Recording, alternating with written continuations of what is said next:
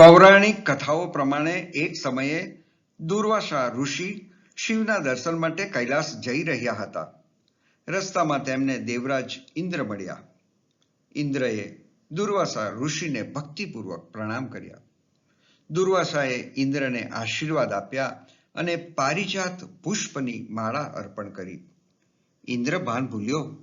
તેણે માળા પોતાના હાથીની સૂંઢ પર મૂકી તો હાથીએ પોતાના પગ નીચે માળા કચડી.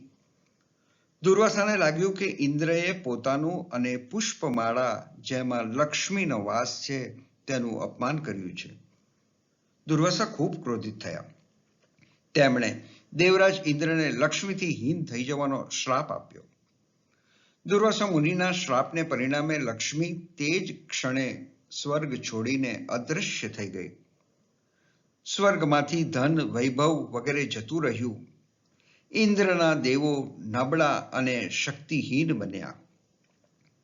દેવોને શક્તિહીન બનેલા જોઈને દાનવોએ સ્વર્ગ પર હુમલો કર્યો. દેવોને હરાવી દીધા અને સ્વર્ગનું રાજ છીનવી લીધું. તે પછી બધા દેવો ભગવાન વિષ્ણુ પાસે ગયા અને સ્વર્ગલોક પાછું અપાવવા વિનંતી કરી. વિષ્ણુએ દેવોને કહ્યું, તમારા કલ્યાણ માટે એક જ રસ્તો છે. ક્ષીર સાગરના ગર્ભાશયમાં છુપાયેલ અમૃત પીશો તો અમર બની જશો. આ માટે તમારે સમુદ્ર મંથન કરવું પડશે. આ કાર્ય ખૂબ જ મુશ્કેલ છે. તેથી આ કાર્યમાં દાનવોની મદદની જરૂર પડશે. તમારે દાનવોના પતનનો સમય ન આવે ત્યાં સુધી તેમની સાથે સંધિ કરીને મિત્ર બનાવવા જોઈએ. ભગવાન વિષ્ણુની સલાહ મુજબ ઇન્દ્ર સંધિ કરવા દાનવરાજ બલિ પાસે આવ્યા અને અમૃત માટે સમુદ્ર મંથન કરવા તેમને તૈયાર કર્યા અને કહ્યું, સમુદ્ર મંથનમાંથી અમૃત બહાર આવશે, જેને ગ્રહણ કરીને બધા અમર થઈ જશે. સમુદ્ર મંથન કરવા માટે મંદરાચલ પર્વતને વલોણું અને નાગરાજ વાસુકીને દોરડા બનાવાયા. પરંતુ મંદરાચલની નીચે કોઈ આધાર ન હોવાને કારણે તે સમુદ્રમાં ડૂબવા લાગ્યો. ત્યારે ભગવાન વિષ્ણુએ વિશાળ કાચબાનું રૂપ લઈ મંદરાચલ પર્વતને પોતાની વિશાળ પીઠ પર ધારણ કર્યો અને દેવો દાનવોએ સમુદ્રનું મંથન કરવાનું ચાલુ કર્યું. દેવોએ વાસુકી નાગનો પૂંછડી તરફનો ભાગ અને દાનવોએ મુખ તરફનો ભાગ પકડ્યો હતો. સૌથી પહેલા કાળકૂટ નામનું વિષ બહાર આવ્યું. ત્યારે તેની હવા માત્રથી બધું સળગવા લાગ્યું. આ વિષની અસર ત્રણેય લોક પર થવા લાગી હતી. ત્રણેય લોકના જીવો ત્રાહિમામ પોકારી ઉઠ્યા. ત્યારે સંસારની વ્યથા દૂર કરવા માટે એ કાળકૂટ વિષને ભગવાન શિવે પી લઈ પોતાના કંઠમાં ધારણ કર્યું. કાળકૂટ વિષને કંઠમાં ધારણ કરવાથી ભગવાન શિવનો વર્ણ નીલો પડી જતા તેમનું એક નામ નીલકંઠ પડ્યું. બીજું રત્ન પવિત્ર કામધેનુ ગાય નીકળી, જે ઈચ્છા પ્રમાણે દૂધ આપી શકતી હતી. યજ્ઞની સામગ્રી ઉત્પન્ન કરનારી દિવ્ય ગાય હતી, એટલે ઋષિઓએ કામધેનુને રાખી લીધી. આ ગાય ઋષિ જમદગ્નિને ત્યાં રહેતી હતી. એક દિવસ આ કામધેનુ ગાયને સહસ્ત્રાર્જુને બળજબરીથી લઈ જવાના હેતુથી ઋષિ જમદગ્નિની હત્યા કરી. ત્યારે તેમના પુત્ર પરશુરામજીએ સહસ્ત્રાર્જુન સાથે યુદ્ધ કરીને કામધેનુની રક્ષા કરી. ત્રીજું રત્ન ઉચ્ચેશ્વા સફેદ ઘોડો, તેને દાનવોના રાજા બલિએ રાખ્યો હતો. ઉચ્ચેશ્વા ઘોડો મનની ગતિથી ચાલતો હતો, પરંતુ દેવ દાનવોના એક યુદ્ધ દરમિયાન દેવોએ આ ઘોડો જીતી લીધો. ત્યારબાદ તે દેવોની સંપત્તિ બની ગયો હતો. ચોથું રત્ન ઐરાવત હાથી ખૂબ જ દિવ્ય અને સફેદ હાથી હતો, જેને દેવરાજ ઇન્દ્રએ રાખ્યો હતો. આ હાથીને 7 સૂંઢ હતી.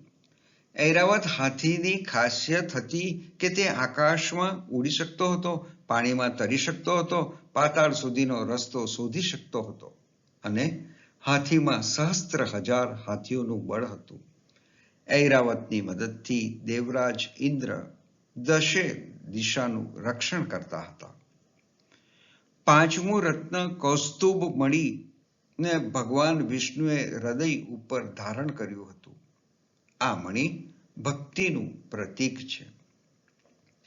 6થું રત્ન તે કલ્પ વૃક્ષ, બધી ઈચ્છાઓને પૂર્ણ કરનાર વૃક્ષ હતું, જેને દેવરાજ ઇન્દ્ર લઈ ગયા અને સ્વર્ગમાં સ્થાપિત કરી દીધું. આ વૃક્ષ પાસેથી કોઈ પણ મનોચ્છા કરવામાં આવે તો આ કલ્પવૃક્ષ મનની તમામ મનોચ્છા પૂર્ણ કરે છે. આ વૃક્ષને અમરત્વ પ્રાપ્ત થયેલું હોવાથી કલ્પનો અંત થાય, પણ આ વૃક્ષનો નાશ થતો નથી.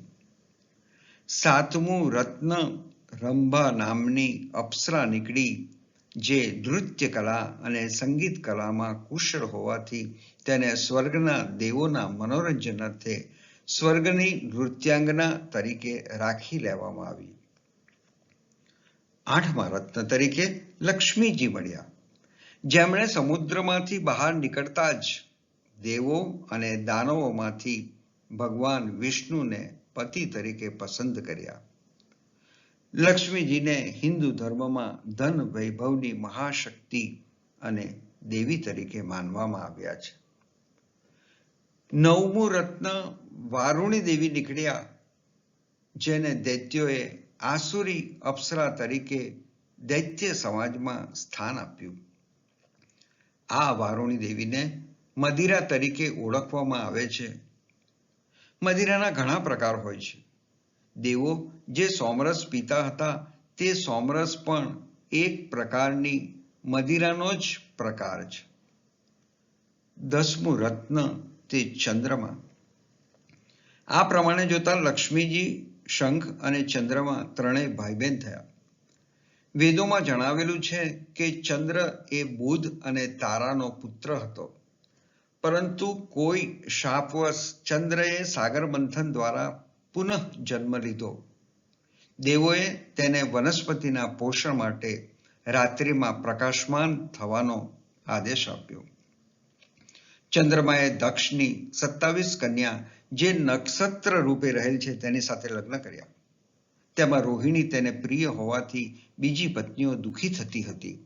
તેથી તેમણે પોતાના પિતા દક્ષને આ અન્યાય અંગે વાત કરી. ક્રોધિત થયેલા દક્ષે ચંદ્રમાને શ્રાપ આપ્યો કે તને ક્ષય રોગ થશે. ત્યારે ભગવાન શિવના શરણે ગયેલા ચંદ્રમાનો ક્ષય ભગવાન શિવે દૂર કર્યો અને પોતાની જટામાં પોતાના ભક્ત તરીકે સ્થાન આપ્યું. શિવપુરાણમાં જણાવ્યું છે કે શિવજીએ ધારણ કરેલ કાલકૂટ વિષની અગ્નિની અસરને શાંત અને શીતળ કરવા માટે ચંદ્રમાને શિવે પોતાની જટામાં ધારણ કર્યો છે. 11મું રત્ન તે પારિજાત વૃક્ષ. આ વૃક્ષને પણ દેવરાજ ઇન્દ્રએ પોતાના ઉપવનમાં રાખ્યું હતું. એક સમયે શ્રી કૃષ્ણએ આ વૃક્ષને સ્વર્ગમાંથી લાવીને સત્યભામાના આંગણે વાવ્યું હતું. ત્યારથી આ વૃક્ષ પૃથ્વી પર શોભા વધારી રહ્યું છે. જેમ આ વૃક્ષને કારણે દેવરાજ ઇન્દ્રનો વૈભવ વધ્યો હતો, તેમ આ વૃક્ષ ઘર આંગણે હોય તો ઘરની સુખ સમૃદ્ધિમાં વધારો થાય છે. તેથી આ વૃક્ષને પૃથ્વી પરનું કલ્પ વૃક્ષ તરીકે ઓળખવામાં આવે છે. શુભ શ્વેત વર્ણ અને કેસરી દાંડી ધરાવતું આ સુવાસિત પુષ્પ રાતના સમયે ખીલે છે. પારિજાતના ફૂલની ખાસિયત એ છે કે તે દરેક ભગવાનને ચડાવવામાં આવે. 12મું રત્ન તે પંચજન્ય શંખ. આ શંખને ભગવાન વિષ્ણુએ રાખ્યો હતો. હિન્દુ ધર્મમાં શંખને પૂજનીય માનવામાં આવતો હોવાથી ધાર્મિક ઉત્સવો સમયે તેને વગાડવામાં આવે છે. શંખને વિજયનું પ્રતીક માનવામાં આવે છે અને તેનો અવાજ પણ ખૂબ જ શુભ માનવામાં આવે છે. દક્ષિણાવર્તી શંખ જો ઘરમાં રાખવામાં આવે તો તેથી સુખ અને વૈભવ પ્રાપ્ત થાય છે. 13મું રત્ન તે ધન્વંતરી. વેદોમાં જણાવ્યું છે કે દેવોના વૈદ્ય તરીકે ઓળખાતા આ દેવને ભગવાન વિષ્ણુના જ અવતાર રૂપ માનવામાં આવ્યા છે. ભગવાન ધન્વંતરીએ આયુર્વેદના 5મા વેદની રચના કરી મનુષ્યો માટે તન મનથી શ્રેષ્ઠ રહેવાનો રસ્તો બતાવ્યો છે. હિન્દુ ધર્મમાં ઉજવાતી ધનતેરસના દિવસે આયુર્વેદ અને ધન્વંતરીનો પ્રાદુર્ભાવ રહેલો છે. ધન્વંતરી જ્યારે પ્રગટ થયા ત્યારે તેમના હાથમાં અમૃતથી ભળેલો કળશ અને વનસ્પતિ હતી. જ્યાં દેવ ધન્વંતરી બિરાજતા હોય તે ઘરમાં ક્યારેય અન્ન ઓછું થતું નથી.